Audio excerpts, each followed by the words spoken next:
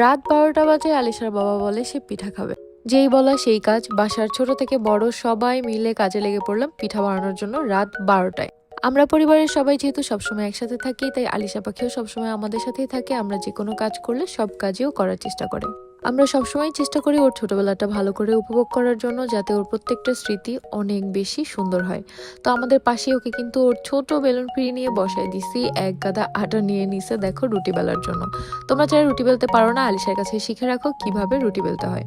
মাংস থেকে শুরু করে সবকিছুর প্রসেসিং রান্নাঘর থেকে আন্টি আর আপা মিলে করে নিয়ে আসছে। এখন আমরা দুই যা মিলে বসে পড়ছি পিঠা বানানোর জন্য। ও হ্যাঁ, শুধু আমরা দুই যা না, এখানে আমাদের ননাসও আছে। আমরা তিনজন মিলে পিঠা বানাচ্ছি।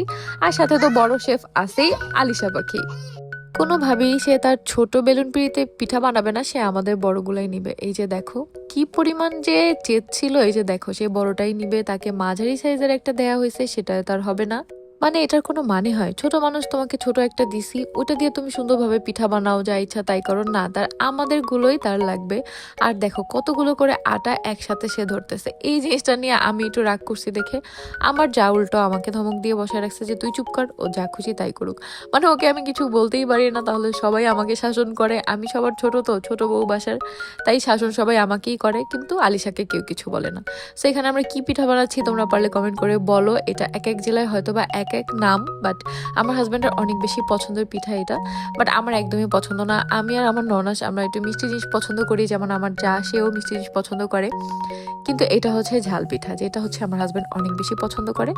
এবং আমার শ্বশুরের জন্য এটা ভালো, কারণ তার একটু ডায়াবেটিসটা বেড়ে গেছে ইদানিং, সেই জন্য। তো সব কিছু মিলে নিয়ে ঝাল পিঠাই বানাইলাম। নেক্সট কোনো একদিন মিষ্টি কোনো আইটেম বানাবো। কি পিঠা বানানো যায় বলো তো? এই দিনে কোন পিঠা মজা লাগে তোমরা একটু আমাদের কমেন্ট করে সাজেস্ট করো তো। পিঠা বানাতে বানাতে কিভাবে আটা খেতে হয় সেটা আলিশাকে দেখে শেখো তোমরা। ও পুরা নাকে মুখে সব জায়গায় পিঠা লাগে, মানে আটা লাগাই ফেলছে। এই জন্য ওর বাবা ওকে নিয়ে বলতেছে যে আমি ওকে রাখতেছি, তোমরা কাজ করো, কারণ ওকে নিয়ে আমরা একদমই সবাই মিলে কাজ করতে পারতেছিলাম না। ও কাজের চেয়ে অকাজ বেশি করতেছিল। যাই হোক, সবগুলো পিঠা বানানো শেষ। এখন এগুলোকে ভাজার পালা, একদম গরম গরম তেলের মধ্যে ভাজা হবে। আমাদের এই কড়াইটা অনেক বছরের পুরনো, তাই এটা দেখে কেউ আবার বললো না এটা কালো কেন, এটা এমনই কাইলেই, কারণ এটা অনেক বছর বয়স।